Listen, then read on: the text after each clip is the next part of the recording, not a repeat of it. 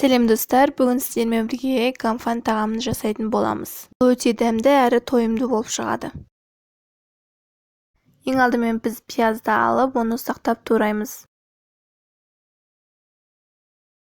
Етті алып, өздеріңіздің қалауларыңыз бойынша үлкен немесе кішірек етіп турасаңыздар болады. Мен осылай кубиктап турадым.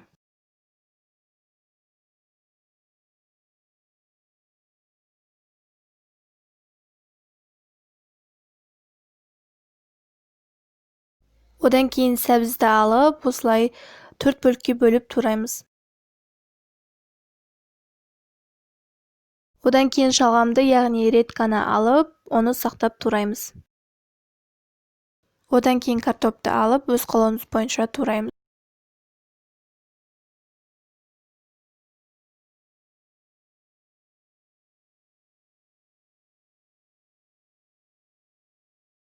Тәтті бұрышты кубиктап тураймыз.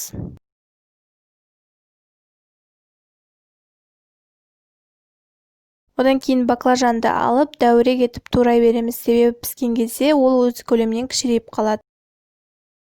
Капустаны да осылай орташа көлемде турай береміз.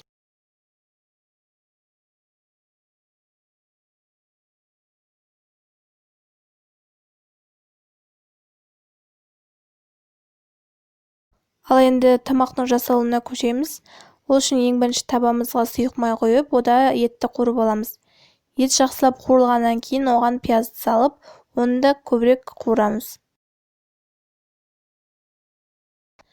Одан кейін оған картоп, шалғам және сәбізді қосып қуырамыз. Одан кейін оған томатты, тұз және басқа да дәмдер қосамыз.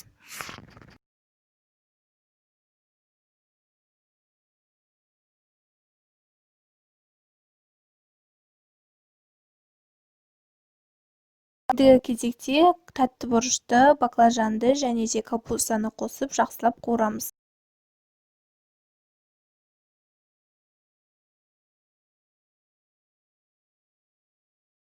Және де айта кетейін, өздеріңіз жақсы көретін көкөністерді осы жерде көкөністермен алмастырып, өзіңіздің талғамыңыз бойынша жасасаңыз болады. Барлығын қуырып болғаннан кейін оған су қосып, қақпағын жауып қойып қоямыз, дайын болғанша.